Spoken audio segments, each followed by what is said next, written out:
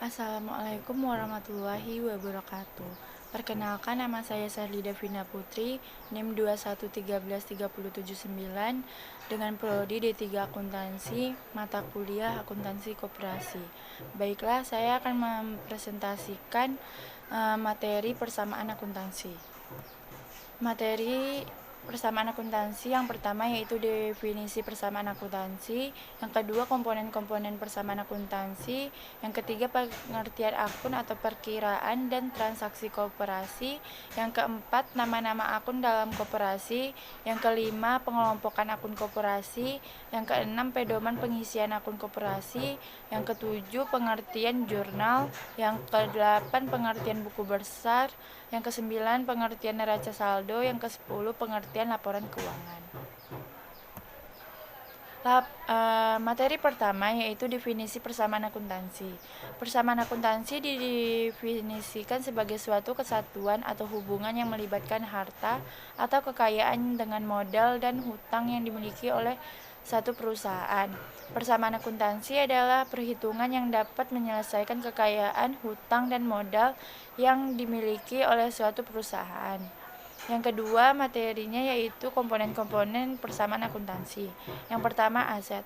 Aset merupakan sumber daya atau segala bentuk kekayaan yang dimiliki perusahaan yang didapatkan dari kejadian pada masa lalu. Yang kedua kewajiban atau liabilitas.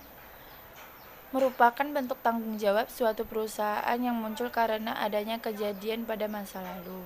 Yang ketiga, modal atau ekuitas. Merupakan sisa aset yang dimiliki perusahaan setelah dikurangi dengan kewajiban yang dibayarkan. Materi ketiga yaitu pengertian akun atau perkiraan dan transaksi koperasi. Perkiraan atau akun adalah suatu media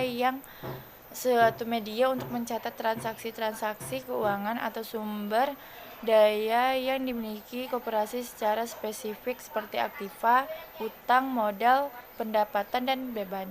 Transaksi koperasi adalah sistem pencatatan yang sistematis yang mencerminkan pengelolaan koperasi yang transparan dan bertanggung jawab sesuai dengan nilai dan norma serta prinsip koperasi. Materi keempat yaitu nama-nama akun dalam koperasi.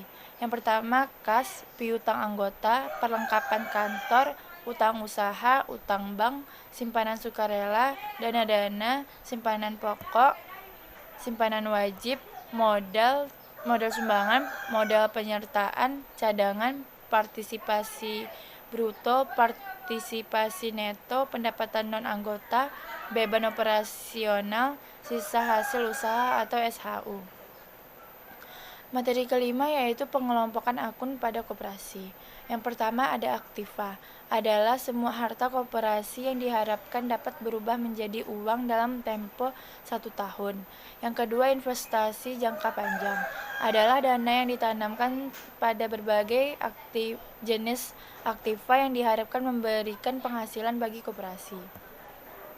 Yang ketiga aktiva tetap berwujud, adalah semua aktiva yang berumur lebih dari 1 tahun dan memiliki wujud fisik.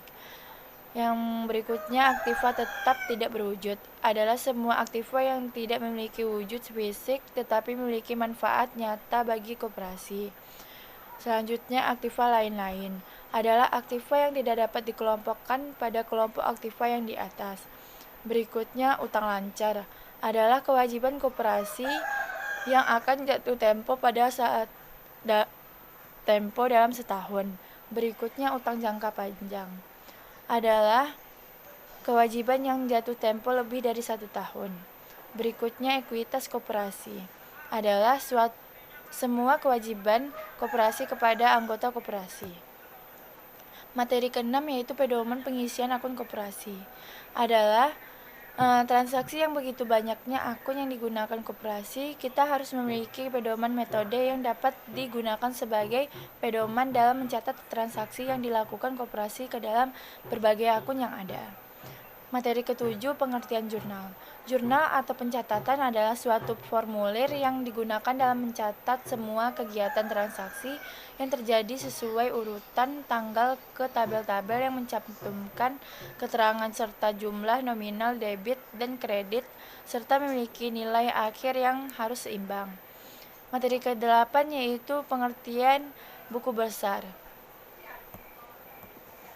Buku besar adalah kumpulan akun-akun yang digunakan untuk meringkas transaksi yang telah dicatat dalam jurnal. Materi berikutnya yaitu pengertian saldo.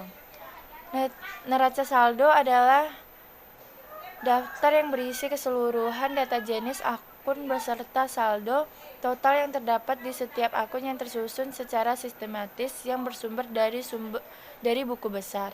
Materi ke-10 yaitu pengertian laporan keuangan. Laporan keuangan adalah kegiatan yang terjadi pada setiap transaksi perusahaan yang meliputi laporan biaya hutang, piutang, dan lain sebagainya.